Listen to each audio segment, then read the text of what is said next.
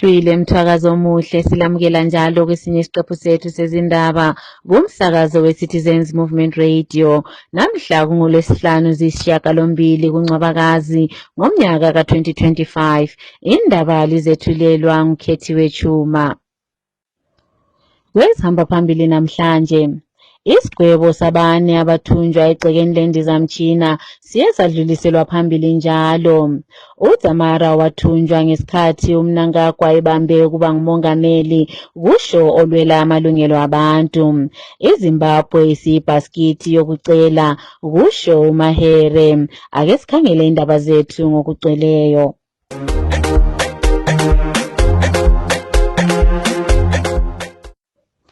Abanye abalwela amalungelo abantu abakhitshwa endizamtshineni njalo bathunjwa egcekeni lendizamtshina Robert Gabriel Mugabe baye babuyela enkantolo namhlanje ukuyalalela isigwebo sabo besetheswa amacala okungaziphathi ngendlela eqondileyo. Isigwebo sabo siye sadluliselwa phambili njalo mhla zingama-20 kuyona le inyanga.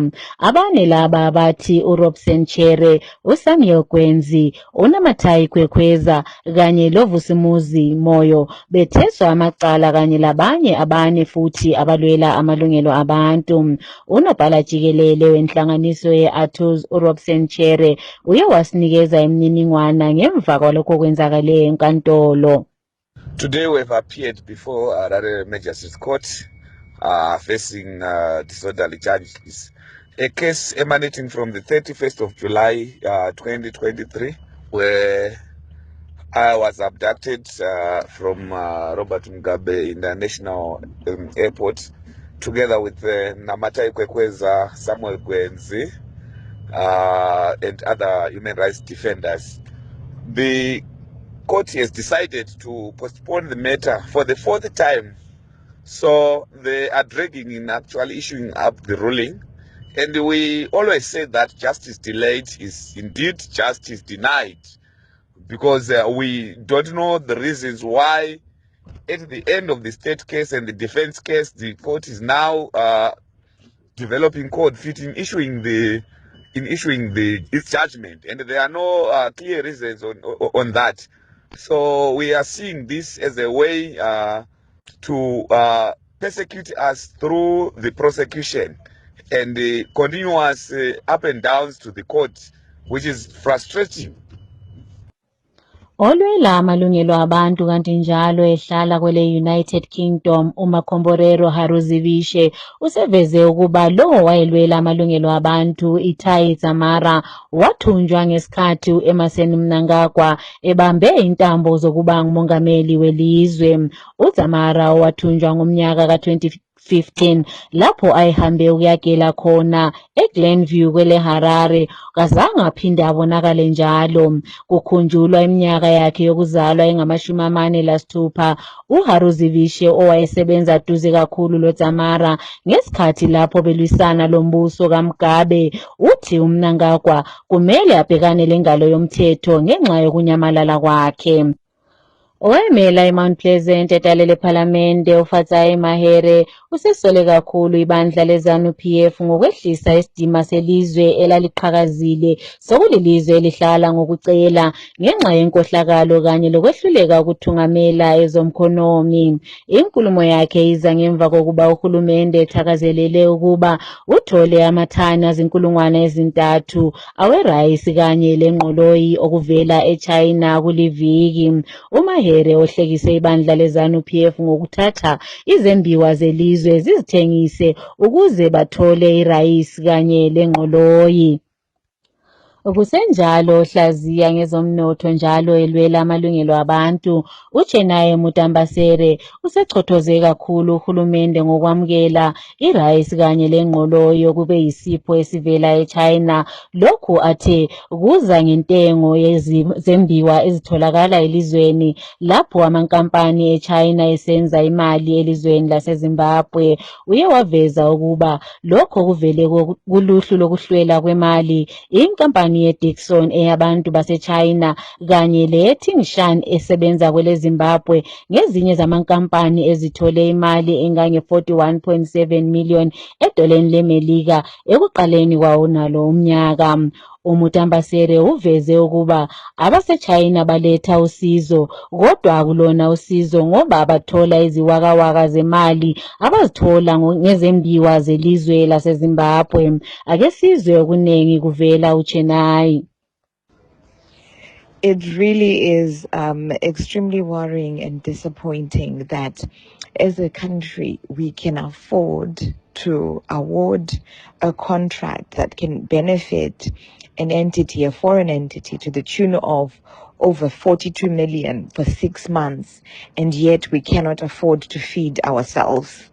I think it's a real indictment on the types of investments, decisions that are being made for us as a country, that in spite of having a good base of minerals, we cannot afford to feed ourselves. Inkantolo ephezulu yasePretoria isinqume ukuba lo wayengumongameli u-Edgar Lungu umzimba wakhe kumele ubuyiselwe kweleZambia ukuze angcwatshwe nguhulumende. uLungu wabhubha esibhedlela saseJohannesburg enyangeni ezimbili ezedlulileyo. Umzimba wakhe ubulokhe ulwiswa ngumdeni kanye lohulumende obefisa ukuba ayengcwatshelwa kweleZambia, kanti umdeni wona ubufisa angcwatshelwe kwele South Africa. Uhulumende weZambia uthi uLungu ubengomunye othungamela ilizwe kanti njalo kubalulekile ukuba ayengcwatshwa kwele Zambia. Ake sithole imininingwana eminingi mayelana ngalolu daba. 1. The intervention application is dismissed and no order is to cost. 2. The applications to strike out are dismissed and no order is to cost. 3. The application for condonation and the counter application are dismissed, no order is to cost. 4.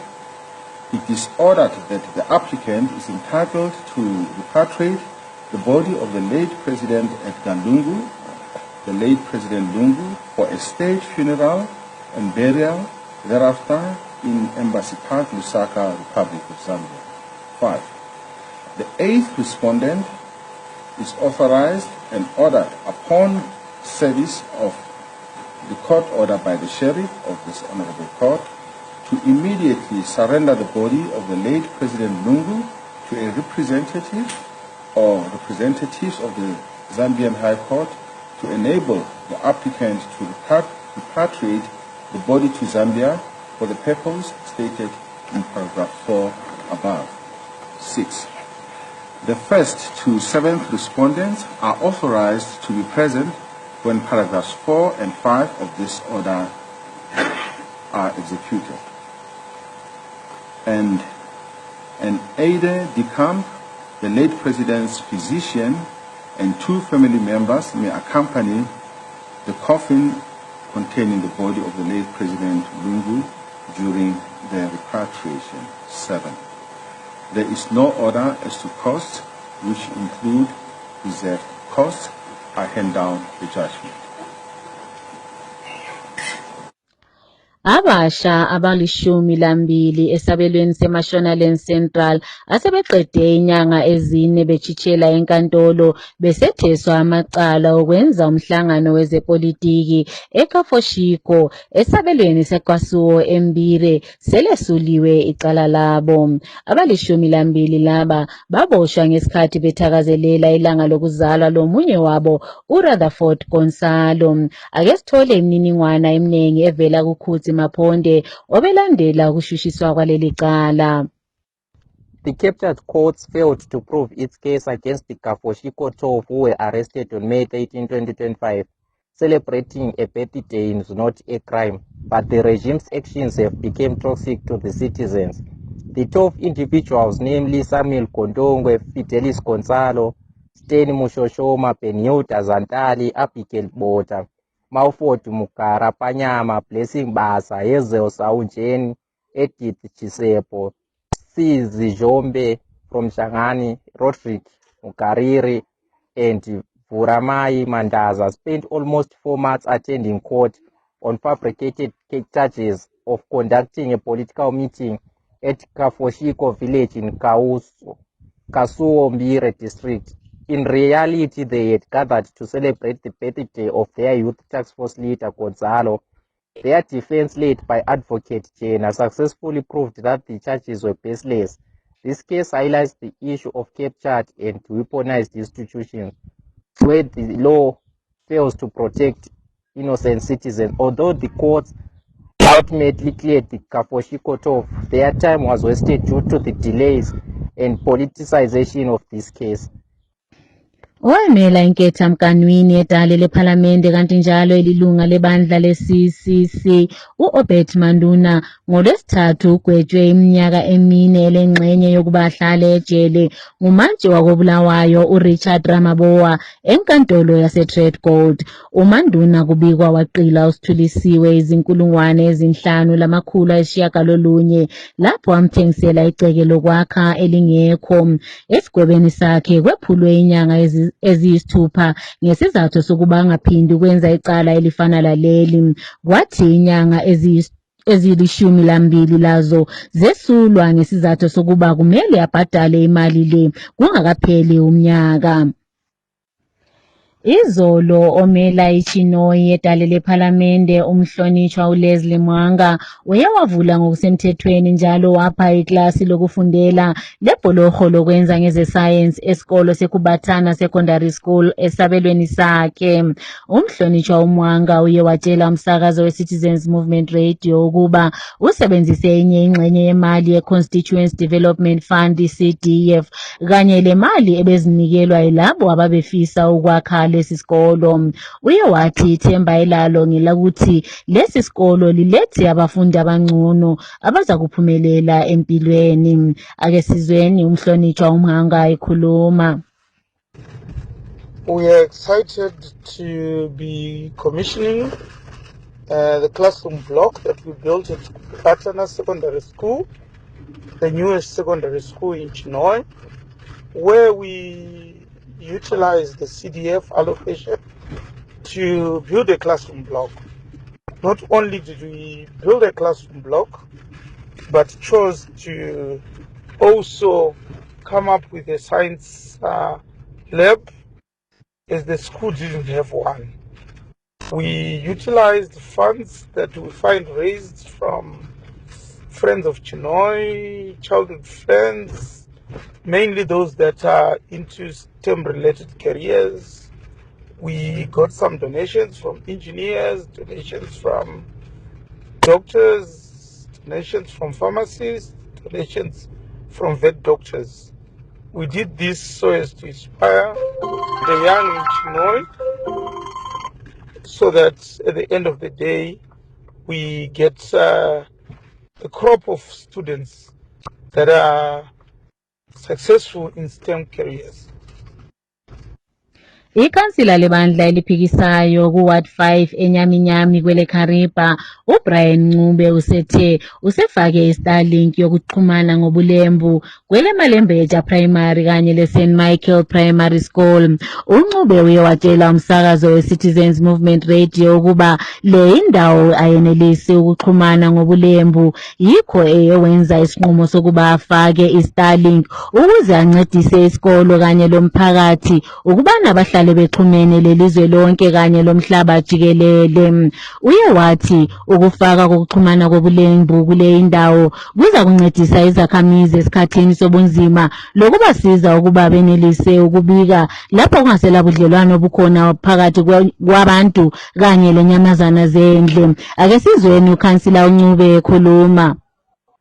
Yes, my name is Councillor Brian Ncube for Ward 5 Nyaminyam Road District Council. Yes, of course, I've bought 2 Starlink mini gadgets, one for Malembeja Primary School and the second one for St. Michael's Secondary School. Yes, I've done this in order to ease teaching and learning for both teachers and learners. As you know that today everything in fact is digital. It needs internet connectivity, so I think it will take us a long way in order to improve knowledge to our teachers and our learners. I have also bought these mini gadgets in order to ease reporting.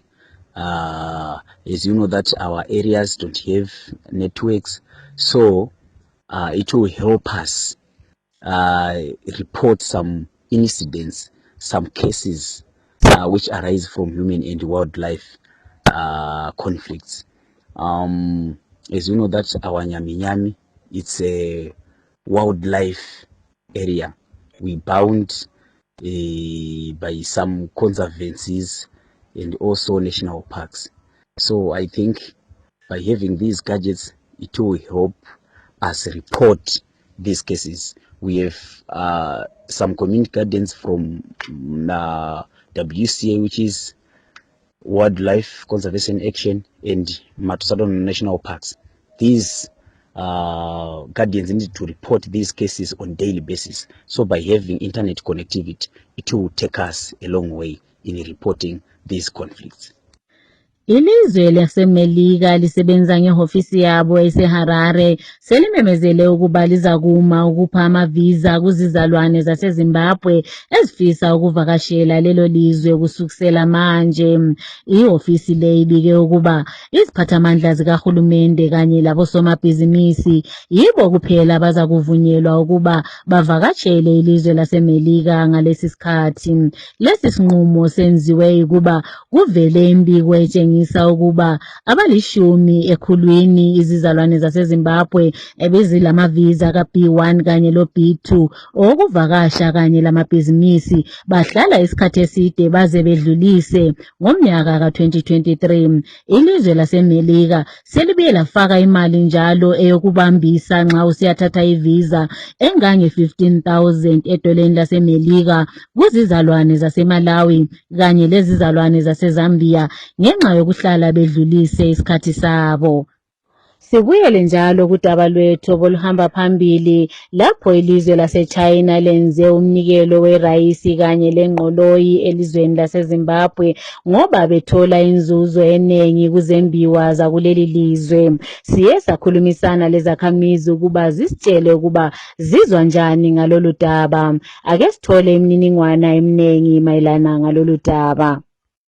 Hello Zimbabwe, it's me, Lector Mwanaka, an ex-political prisoner. China is prioritizing its own interests over the well-being of poor Zimbabweans. It's so sad to learn that China is compensating poor Zimbabwe with rice for the precious minerals of our country it is looting. How can the merciless, heartless, dictatorial, bloodthirsty regime of Mnangagwa allow exploitation of our country's mineral deposits for those few grains of rice? The looting of our minerals by Mnangagwa regime and China is leaving the local population impoverished and the environment devastated. This is a clear case of neo-colonialism, where China is taking advantage of our weakness and poverty over its own gain. Maswera sei vana veZimbabwe tichisangana pano paCitizens Movement Radio tichikurukura nenhau yenhau yemaChina anonzi iyo adonata rice kunyika yeZimbabwe. Tichitarisa danho reChina rokupa Zimbabwe rice. Rice idambudziko riguru riri kuitika munyika medu kuti muZimbabwe takuita kunge isisu tisingagone kurima chinhu chinonzi rice. MuZimbabwe makore apfuura Zimbabwe tairima tega rice, tichitopawo dzimwe nyika dzaidawo rice kwatiri. Taitovatengeserawo rice racho, taivatengesera chibage, taivatengesera zvakasiyana siyana muno muSADC as a whole. But Zimbabwe nguva idzodzo yainzi basket of Africa, ndikuti taiprovida agriculture yese, zvirimwa taiprovida muno muregion. But nedambudziko ratingati isisu reZANU-PF rehumbimbi-ndoga rekuuraya nyika vachiita corruption, taakupemerwa rice kubva kunana China. And of yechiChina yachona ukaona rice rinonzi rice rapuhwa nyika yeZimbabwe kunzi inopuhwa pachena, China yacho iri kubenefita kuzviwanikwa zvedu zvemunyika yeZimbabwe iri kumaina maresources enyika anofanira kunge achiwaka nyika yeZimbabwe. Iri kumaina mamainzi kunana Bhikita kwesoko, kwese kunana Shurugi kwesoko, kwese kunana Mutoko, kwese kwakazara mamaini emaChinese. Vari kumaina makomo edu, vari kumaina minda yedu, ende vari kumaina zvese zvavanenge vangofunga, vari kumaina vachienda nehupfumi hwenyika yeZimbabwe kunyika yeChina.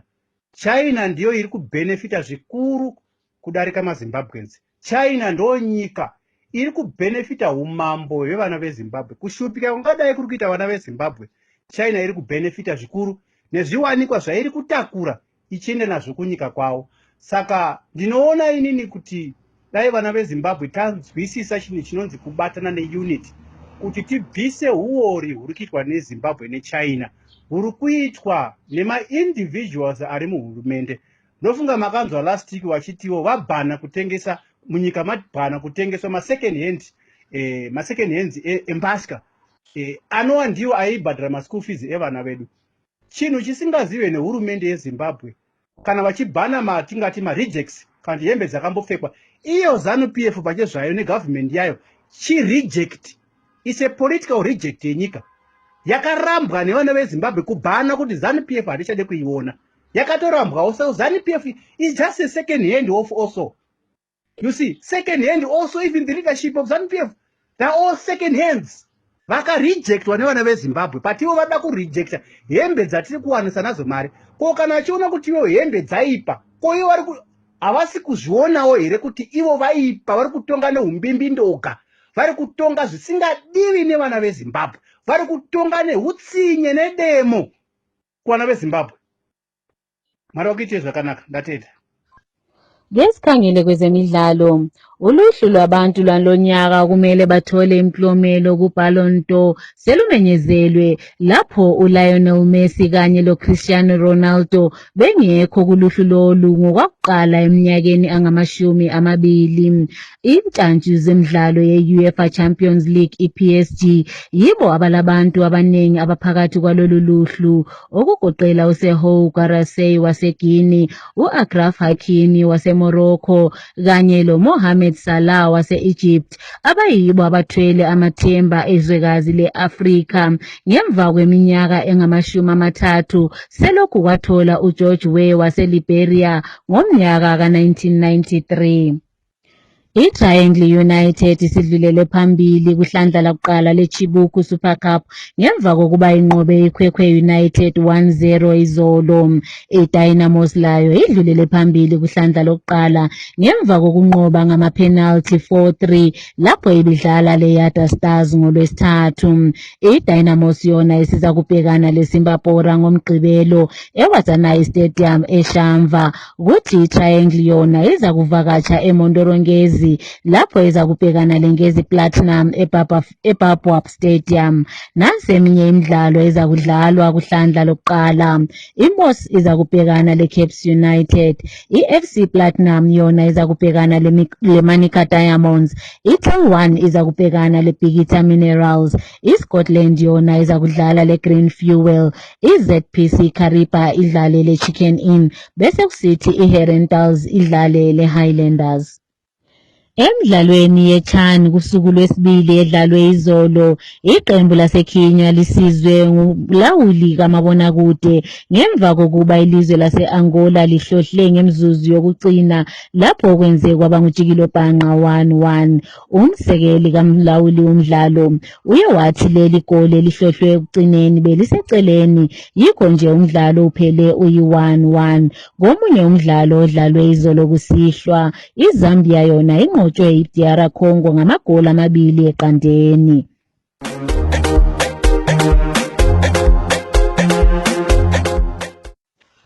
Ukuziphetha lezi indaba kumsakazo we-Citizens Movement Radio nanze bezihamba phambili. Abane abathunjwa egcekeni lendizamtshina isigwebo sabo sidluliselwe phambili njalo. uDzamara wathunjwa ngesikhathi uMnangagwa ebambe intambo zokuba ngumongameli welizwe kusho lwelamalungelo abantu. iZimbabwe isibhasikiti yokucela kusho uMahere. Siziphetha lapha lezi indaba.